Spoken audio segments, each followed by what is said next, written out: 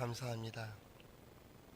저희들에게 귀한 믿음을 허락하여 주시고 주의 전에 올라와 하나님께 예배하는 자로 서게 하여 주시며 이 시간 하나님의 말씀을 듣게 하여 주심에 감사를 드립니다.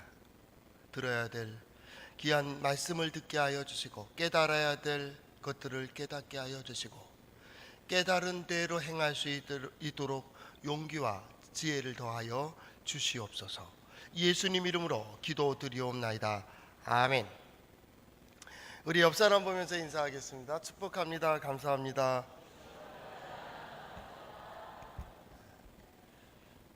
한 번 더요. 하나님께서 함께 하십니다. 우리 5월 가정의 달이고 또 매 어떤 날짜마다 어린이날, 또 부모님 어버이의 날, 스승의 날, 부부의 날, 뭐 이렇게 해서 가정과 관련된 이런 행사 절기들이 많이 있습니다. 그래서 거기에 대한 말씀들도 많이 읽게 되고 듣게 되죠. 그래서 그때마다 과연 하나님께서 우리에게 원하시는 것이 무엇일까라는 것을 생각하게 되고 그 절기, 그 시간, 그 상황, 그 조건 속에 하나님의 뜻을 묻게 됩니다. 한 가지 중요한 것은 우리 각자에게 사명이 있다라는 것이죠. 어느 가정에 그 남편이 빵점짜리 남편입니다. 누가 점수를 매겼을까요? 아내가 매긴 겁니다. 빵점입니다.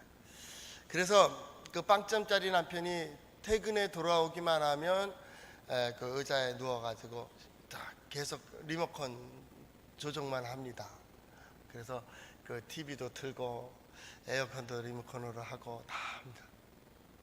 그런데 거기에서 100점짜리 신랑 남편에 대한 얘기가 나왔습니다.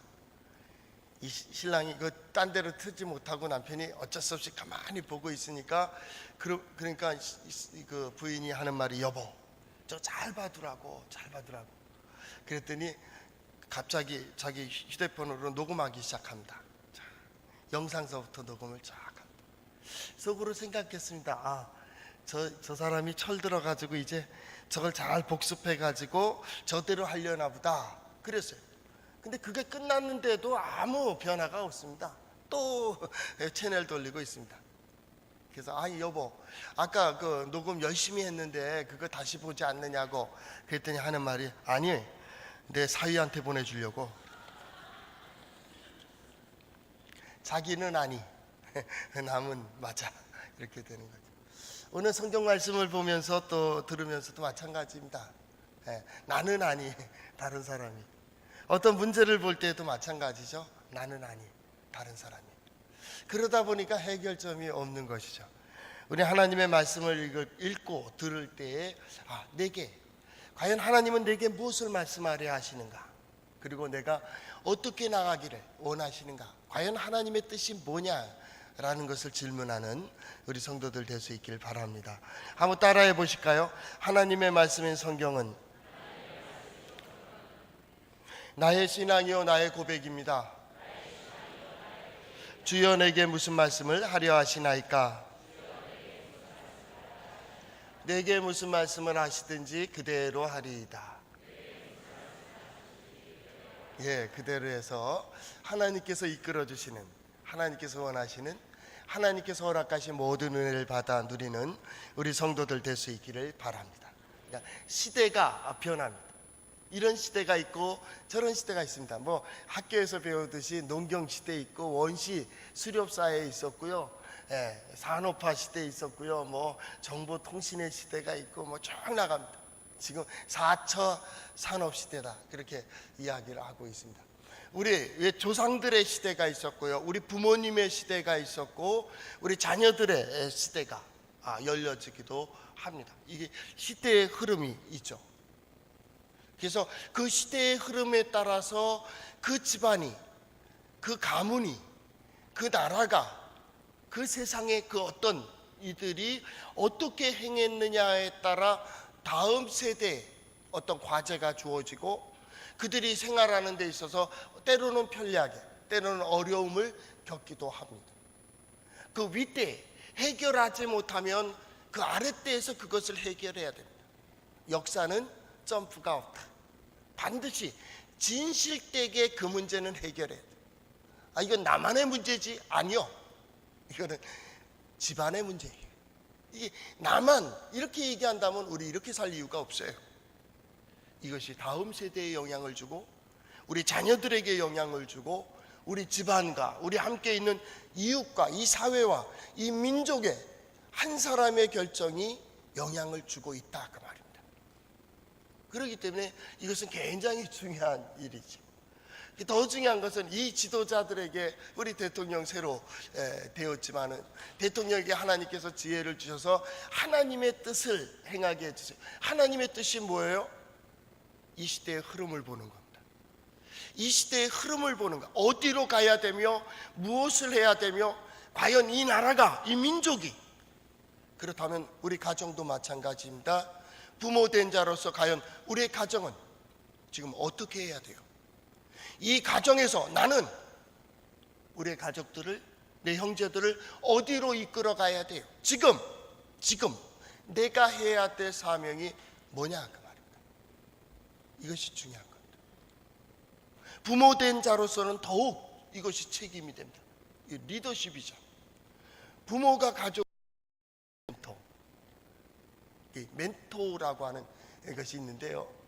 옛날 신화에 나오는 겁니다. 어떤 사람이 전쟁에 오랜 전쟁에 나가면서 멘토르라고 하는 자기 친구에게 자기 아들을 맡깁니다.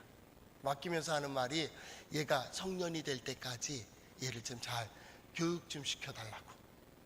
멘토는 자기가 가지고 있는 모든 지식과 경험을 가지고 그에게 보는 법과 생각하는 법과 결단하는 법과 행동하는 것을 가리킵니다.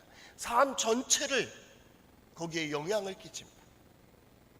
그래서 앞으로의 나가는 길, 언제까지요? 스스로 설 수 있을 때까지. 그런 의미에서 멘토 혹은 멘토링 그럽니다. 멘토가 그 멘티들을, 그러니까 그 밑에 제자들을 이렇게 교육하는 것을 멘토링이라 그렇게 이야기합니다. 그런 의미에서 본다면 부모는 굉장한 멘토입니다. 아예 생성될 때에서부터 부모는 그 성품과 기질을 이 자식에게 물려주고 있습니다. 살을 물려주고 피를 물려주고 뼈를 물려주는 이 단순한 문제가 아니라 이 조상들의 모든 경험을 그들에게 물려주고 있어요. 그리고 이들이 세상에 출생하여 응아하고 눈을 뜨고 보고 말하는 그때부터의 방향을 누가 정해줘요? 그 부모가, 더 나아가서 엄마가 정해줍니다. 그 세상에 나온 감격인지 슬픔인지 응아하고 우는 그 순간 울지마! 딱! 끝나는 겁니다. 끝나는 겁니다. 이거 울어야 됩니까? 말아야 됩니까? 그런 거예요. 호흡하는 순간 가장 큰 멘토는 누구냐면 부모예요. 그가 있기에 내가 있는 거예요. 이유 불문이요. 그의 수고도 있고 그의 노력도 있고 그의 사랑도 있고 때로는 그의 미움도 있고, 그래서 오늘 우리가 있는 거예요. 나의 나됨을 생각한다고 한다면 첫째는 부모입니다. 부모에 의해서 우리가 이루어졌다. 오늘은 어버이 주일입니다. 그럼에도 불구하고 우리는 신명기를 계속 보려고 이렇게 합니다. 왜냐하면 또 내용이 비슷해요. 모세가 여호수아에게 다음 사명을 위해서 어떤 책임을 물려주고 여호수아를 세우는 그러한 작업입니다. 어떤 의미에서 보면 부모가 자식을 세우는 거 아니? 평생의 기업이 뭡니까? 자식 농사 짓는 거예요. 그렇게 얘기하거든요. 그래서 부모가 있는 거예요. 부모가. 요즘은 결혼하지 않는 사람들도 많고 자녀를 낳지 않는 사람도 많아요. 에이, 내 세대에서 끝나지. 그럴 때에는 부모가 아니죠. 지금 부모를 얘기하고 있다. 그런데요, 더 중요한 것은 이런 큰 의미에서 볼 때에는 자식을 낳아야 부모가 되는 건 아니에요. 모두가 부모로서 살아갈 수가 있어요. 모두가 멘토가 되고 모두가 지도자가 되고 모두가 어른이 되고 있는, 지금은 한 가정이 바로 선다고 되는가 이것이 아니에요. 한 사람만 바로 서서요, 그러기에는 너무 멀리 왔어요. 우리가 너무 멀리 왔다고. 지나가는 아이를 볼 때 마치 부모인 것처럼 생각해야 돼요. 그래서 제가 몇 년 전에 산 책 제목을 참 좋아합니다. 부모됨을 포기하지 마라. 부모됨을 포기하지 마라. 부모됨을 우리는 포기하고 있어요. 부모가 뭔데요? 그게 부모예요? 예, 그럼 그렇게 하세요. 부모란 응아하고 태어나는 아이에 있어서 가장 첫 번째 만나는 멘토예요. 그가 보는 눈을, 그가 생각하는 것을, 그가 느끼는 것까지도 그 부모가 주는 거예요. 그리고 이 시기가 짧으냐 기냐에 따라서 남의 손에 넘겨지기도 하고, 혹은 그 부모의 손에 오래 양육되기도 하죠. 그런 의미에서 볼 때 우리가 이들을 어떻게 이끌어가고 어떻게 양육해야 되느냐, 우리 일찍 결혼하는 사람들은 철없이 아이들을 길러냅니다. 어떻게 길러야 될지 몰라요. 그래서 애가 자꾸 울면 야단치고, 그래서 나이 들어서 낳은 자녀들은 야단을 덜 맞아요. 그래서 이제 이게 개구장이들이 많죠. 예, 말썽도 많이 피고 하는 이유가 그렇습니다. 늦둥이들이 대체로 그런 경우가 많아요. 쉽게 말하면 버릇이 없어요. 그런데 한 가지 더, 역사를 보면요, 늦둥이들이 인물이 많습니다. 왜냐하면 이 일찍 태어난 젊은 세대에서 태어난 이들은 야단을, 학대를 많이 받아요. 크든 작든 학대를 받아서 충격을 많이 받았어요. 그래서 공포를 알고 위험도 알고 어떤 협박도 알아요. 또 그들 세대는 뭐 집안을 닦아야 되니까 너무 바쁘게 생활했어요. 어려워요. 너무 경제적으로 어려워요. 그러니까 조금 뭐 가지면 우쭐해져 버려요. 자녀들이 그래지는 겁니다. 그래서 돈에 약하고 권력에 약하고 환경에 약하고. 왜 그렇습니까? 그때가 그 격동의 시대를 건너요. 그런데 나이가 30대에 이렇게 애를 출산한 데 보면 또 40대에 출산하는 사람들도 있죠. 그렇게 된 사람들 보면 아이들이 아주 편안하게 커요. 어떤 의미에서 충격이 적어요. 그래서 의로워요. 아닌 건 아니라 그래요. 근데 야단을 많이 맞은 세대는 이거 맞아 틀려 할 때, 말할 때 굉장히 주저합니다. 왜요? 나는 분명히 맞아요. 그런데 저 야단치는 부모의 세대는 틀리단 말이에요. 그러니까 어떻게 해요? 가만히 쳐다보다 맞잖아. 예, 맞아요. 이렇게 되는 겁니다. 틀리잖아. 예, 틀리잖아요. 틀려요. 너 말 똑바로 해, 임마. 이렇게 되는 거죠. 이 얼마나 중요합니까? 지금 어디로 가고 있느냐, 이 세대입니다. 더 중요한 시대로 말한다면 지금 성경에 이 애굽의 시대가 있습니다. 노예의 시대가 있었습니다. 그 다음에 광야의 시대가 있습니다. 이제는 여호수아를 세울 때에는요, 이들은 다음 세대는 어디로 가요? 정복의 시대를 가는 거예요. 이전에는 안정되지 못한 세대였지만은 이제는 안정의 시대로 가요. 물론 그 과도기에 정복 정쟁을 하게 됩니다. 그 정복의 리더가 이제 여호수아가 되는 거예요. 여호수아. 어떻게 보면 우리 신앙생활도 마찬가지인 것 같습니다. 어느 가정에는 아브라함 시대, 아니 그 이전에 데라의 시대가 있고요. 어떤 가정에는 아브라함의 시대를 겪고 있습니다. 여러분의 가정은 어떻습니까? 그 다음은 이삭의 시대요, 야곱의 시대요, 요셉의 시대요. 꼭 이거다, 그거는 아닙니다. 그런데 어느 시대를 가다 보면 그 흐름이 있어요. 그런데 참 묘하죠. 그 인물이 그 시대를 만들어가요. 시대가 인물을 만든다고 하는데, 그건 시대가 만드는 거는 환경 조건을 만들어주는 겁니다. 그런데 그렇게 되어 있지 않습니다. 그 시대는 이미 정해졌습니다. 그리고 하나님께서는 인물을 만드세요. 그러니까 세상에서 볼 때 보면 그 인물이 그 시대를 만들어가는 거예요. 참 묘하게 되어 있습니다. 그러니까 그 인물에 따라서 그 복이 임해요. 그런데 여기에 중요한 게 있습니다. 그 사람이 가면 그렇게 돼요. 저 사람이 가면 저렇게 돼요. 저는 가끔 우리 교회 재직들, 직분 맡은 분들 보면 그런 말 합니다. 올해는 집사님 복입니다. 올해는 장로님 복입니다. 장로님 복에 의해서 생깁니다. 뭐 재정부, 사회부, 봉사부 마찬가지입니다. 당신 복이요, 복이요. 그래서 이 사람이 가면 사람이 그렇게 몰려요. 근데 성격도 좋고 일도 많이 하고 하는데 그 사람이 가면 다 쫓아버려. 이게 뭐냐고. 이게 복이요. 복이요. 하나 그 인물이 그 인물에 따른 복이 있더라고. 옛날 그런 말 있잖아요. 선지자의 이름으로 선지자를 대접하면, 그 말이 뭡니까? 선지자가 가지고 있는 하나님의 은혜와 복이에요. 선포할 수 있는 그 복을 받는 거야. 선지자, 그러면 그 복, 의인의 이름으로 의인을 대접하면 의인들이 가지고 있는 복을 받는 거예요. 우리 부모된 자들은 여기에 굉장히 중요한 게 있습니다. 부모된 나는 누구예요? 우리의 가족을 생각할 때 지금 아주 중요합니다. 가정들이 다 흔들리고 있습니다. 붕괴되고 있습니다. 심지어는 자녀들은 가정을 이루려 하지 않습니다. 그런 사람들이 많아지고 있습니다.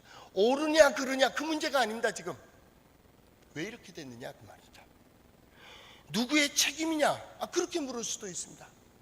이때 우리는 이렇게 얘기합니다. 우리는 어떻게 무엇을 해야 되느냐 그 말. 무엇? 한 가정의 부모로서 자식으로서 나의 시대에는 무엇을 해야 되느냐. 오늘 성경 말씀을 봅니다. 모세는 그 약속의 땅에 들어가고 싶은 겁니다. 그런데 출애굽의 세대와 또한 광야의 역사를 이루어 놨습니다. 약속의 땅까지 가지고 왔습니다. 이랬으면 어떻게 생각합니까? 우린 그걸 내가 누려야 된다고 생각을 하는 거죠. 하나님, 내가 저 땅에 들어갈 수 있게 해주세요. 당연한 거 아닙니까? 그렇게 원하는 그 땅을 한마디로 얘기합니다. 지금 됐다, 그만, 거기까지. 저는 오늘 성경 말씀을 읽으면서 그런 생각을 한다. 우리 인생도 마찬가지입니다. 우리의 역할도 우리의 시간도 우리의 사명도 언젠가는 돼서 거기까지 넘어가고 싶어도 못 넘어갈 때가 옵니다. 하고 싶어도 못할 때가 옵니다. 베풀고 싶지만은 그 때를 잃어버립니다. 때로는 그런 시도 있습니다. 부모에게 본향하려고 하나 부모가 간 곳이 없다고 가셨다고. 자식을 사랑하고 싶지만 그 기회를 잃어버렸어요. 이제 가슴을 친들 어떡할 거예요? 기회가 있다고. 한계. 그 시간의 한계가 있고요, 시대의 한계가 있습니다. 오늘 성경 말씀을 보며 우리는 그런 생각을 합니다. 과연 나는 지금 무엇을 해야 되는가? 가장 가까이 내 인생에 있어서 나는 내가 서야 될 것이 어디며 무엇을 해야 되느냐를 심각하게 생각해야 됩니다. 왜냐하면 어느 한순간이 되면 그 시간이 멈춰집니다. 그때는 후회해도 소용이 없습니다. 그것은 넘어갈 수 없는 시간입니다. 여기까지 멈추는 겁니다. 일반 시간으로 말한다면 오늘까지 살고 오늘을 보고 싶어 하던 사람들도 있었습니다. 그러나 오늘을 보지 못하고 세상을 떠난 사람들이 있습니다. 어떤 사람은 오늘 내가 2017년도 되면 이런 일 하겠다. 어쩌면 작년 어버이날 내가 올해 더 열심히 해서 내년 어버이날은 어머니 찾아뵙겠다고. 그런데 어머니가 계시질 않아요. 그게 후회가 되는 거예요. 때로는 그 자녀가 없어요. 부모는 살아있어요. 부모가 자식을 기다리고 있지만은 그 자식이 간 곳이 없어요. 이게 세대라고 하는 겁니다. 오늘 하나님께서 원하시는 것은 오늘이에요. 왜 모세에게 이 말씀을 합니까? 너는 여기까지입니다. 우리 가정에서도 마찬가지입니다. 우리는 과연 무엇을 해야 될까요? 자녀들을 위하여 혹은 부모님을 위하여 무엇을 해야 될까요? 이게 첫 번째 우리에게 주는 과제입니다. 두 번째 중요한 게 있습니다. 모세가 뭐라고 말을 하냐면 여호와께서 너희 때문에 내게 진노하사, 그런 표현을 썼어요. 그래서 내가 약속의 땅에 못 들어간다, 그 말이에요. 재밌는 표현인데요. 이게 이제 다른 성경에 설명이 되어 있습니다. 민수기에 설명이 되어 있는데 이 무리바 사건입니다. 물에서 반석에서 물을 내는 겁니다. 여러 표현이 되어 있습니다. 주경학자들은 명하여 물을 내라 그랬는데 모세가 반석을 쳤다. 이게 불신앙이다. 그래서 이제 됐다, 이런 얘기들도 하고 여러 가지로 해석을 합니다. 근데 여기에 두 가지가 있습니다. 너희 때문에. 하나는 맞습니다.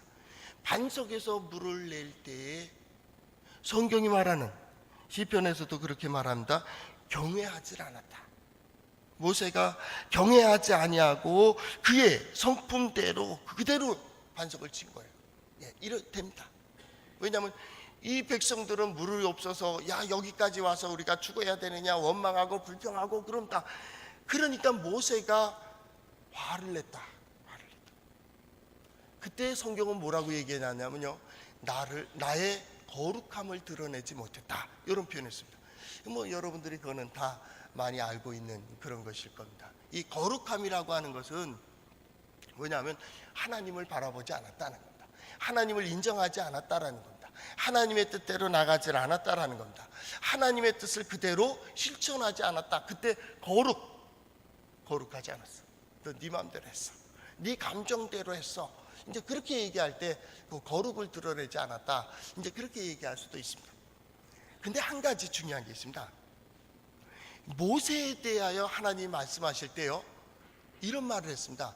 모세의 온유함은 지면에 뛰어났다 하겠어요. 어떤 사람도 모세의 온유함을 따라가지 못했습니다. 그런데 온유함이라는 뜻이 뭐냐면 극단에 서지 않는 그런 뜻입니다. 온유한 자는요, 그냥 화 안 내고 참고 견디는 게 아닙니다. 온유의 본질적인 뜻은 뭐냐면 극단에 서질 않습니다. 이러기 때문에 이러고 저러기 때문에 저러고 환경에 예속되질 않습니다. 이게 모세입니다. 모세의 성격이 그렇게 돼 있다. 그러면 어떻게 돼요? 백성들이 원망하고 불평하고 뭐 하더라도 모세가 어때요? 거기에 맞대응하질 않아요. 어떻게 합니까? 그대로 가는 겁니다. 왜요? 그들은 백성이니까요. 그들은 양입니다. 그래서 하나님께서 모세를 쓰신 겁니다. 그런데 모세가 갑자기 그 환경에 예속돼 버렸어요. 이 백성들이 자꾸 들고 일어나고 그 몰아치니까 어떻게 됐어요? 자기의 본분을 잃어버렸어요. 그러니까 그들에게 화를 냈어요. 분노했다. 극단에 서버렸어요. 온유함을 잃었어요. 그러니까 모세는 그게 많이 마음이 아픈 거예요. 왜요? 그러지 말았어야 되는데 사람이 그렇습니다. 부모도 마찬가지입니다. 부모도 몰아치면 부모도 실수한다. 흔들리는 거예요. 그래서 화하고 분노해하게 되고 사랑해야 될 대상에게 사랑을 못한다. 몰아치면 그렇게 되어 있어요. 이게 첫 번째 이유입니다. 두 번째, 오늘 성경 말씀에서 너희들 때문에 라고 할 때 모세의 가장 큰 아픔이 있습니다. 모세가 누구예요? 출애굽을 이끌어간 지도자고요.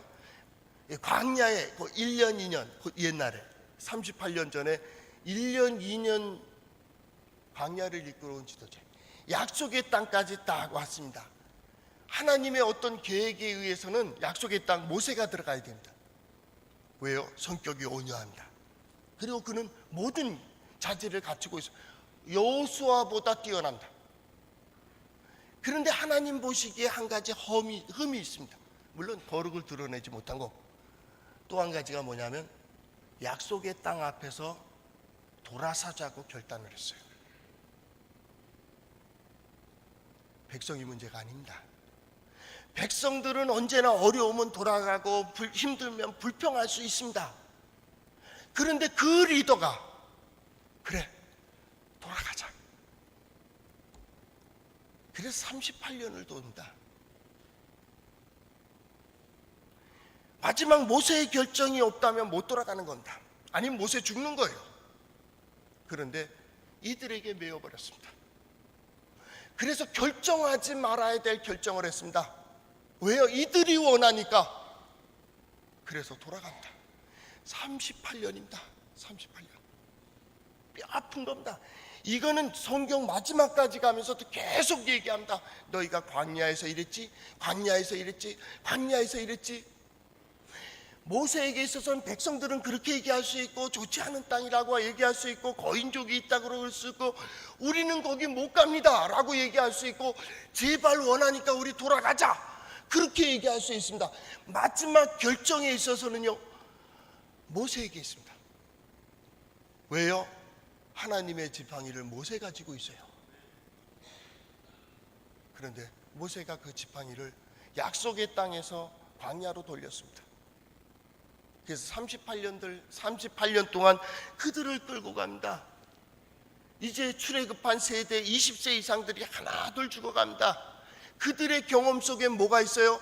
하나님께서 저 땅을 점령하라, 너희 가져라 약속하시고 이루도록 이끌어 오신 그 하나님의 손길에 대하여 아니요 라고 할 수 있는 기질을 가진 거예요. 이 사람을 어찌 다시 약속의 땅 앞에 세울 수 있겠어요? 이게 인생입니다. 우리가 때로 생각지도 않는 어려움이 생기고 환란이 생기고 풍파가 생길 때 가만히 점검해 보세요. 바로 이 문제가 있습니다. 모세 역시도 이 백성들과 함께 저 땅 못 들어간다고 결론을 낸 거예요. 그런데 두 사람이 그 앞에서 엎드렸습니다. 여호수아와 갈렙입니다. 들어갈 수 있다고 얘기했습니다. 제발 이러지 말라고, 하나님을 시험하지 말라고, 하나님께서 우리와 함께 하시면 우리 들어갈 수 있다고. 모세가 약속의 땅 앞에서 죽어야 됩니까? 아니요. 들어가야 돼요. 모세가 약속의 땅 앞에서 돌아서야 됩니까? 아니요. 돌아서기 위하여 약속의 땅까지 온 거 아니에요. 하나님 그 땅에 들어가라고 집어넣은 거예요. 저는 오늘 말씀을 보며 특별히 어버이 주일날 보는 이유는 왜 이 고생을 했어요? 왜 수고를 했어요? 왜 그랬어요? 돌아서려고요? 마음 아파하려고요? 후회하려고요? 한숨 쉬려고요? 아니요. 하나님께서 왜 예배하게 하셨어요? 왜 말씀을 들려주시고 왜 기도하게 하시고 왜 이 자리에 우리가 예배할 수 있도록 인도해 주실까요? 또 이 소망이 있다라는 겁니다. 왜 소망이 있어요? 하나님이 함께 하시기 때문에, 하나님께서 역사하시기 때문에. 아니, 우리의 가정은 이렇고 나는 혼자 남았고 내게 무슨 소망이 있습니까? 하는 그때에도 이제 또 돌아설 겁니까? 우리의 세가 어떤 세대이길 바랍니까? 우리의 다음 세대는 어떤 세대이길 바랍니까?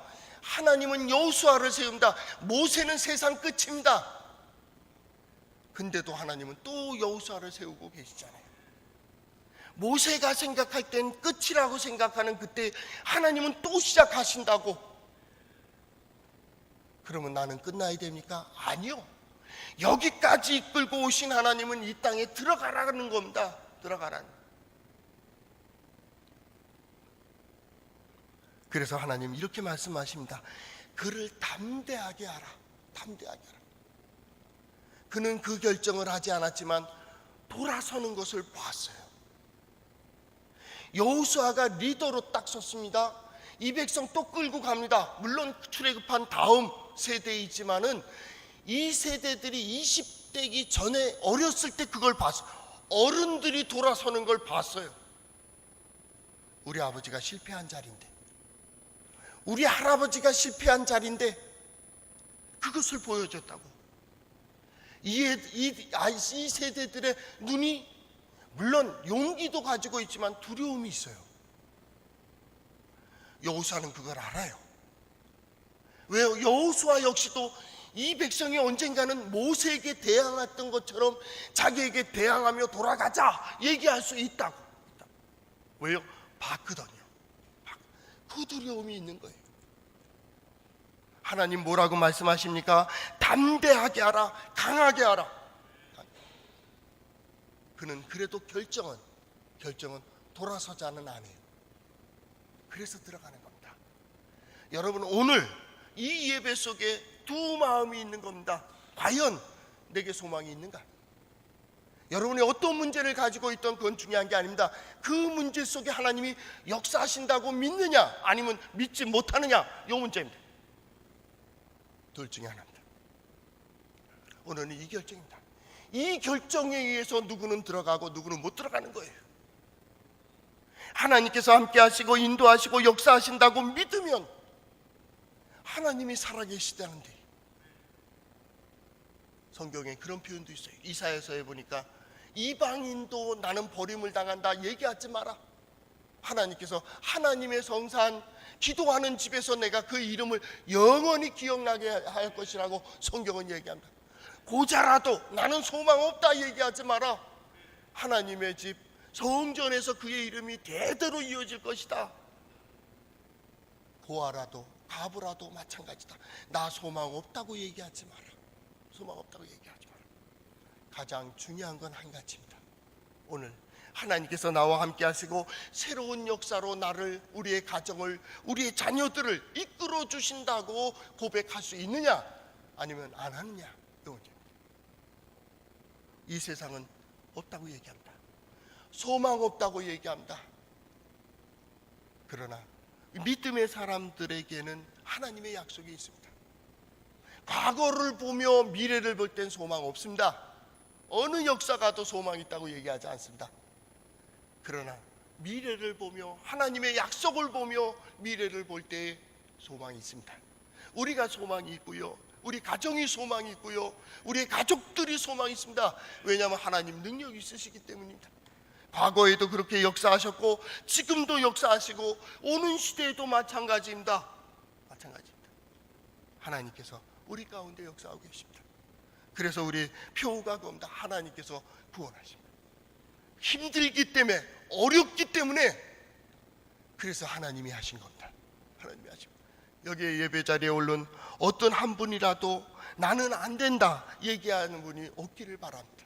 그리고 살아계신 하나님의 말씀을 들으며 강하고 담대한 믿음으로 하나님께서 약속하신 땅에, 약속하신 곳으로 하나님께서 열어주시는 길을 걸어가고 하나님의 말씀대로 행하리이다.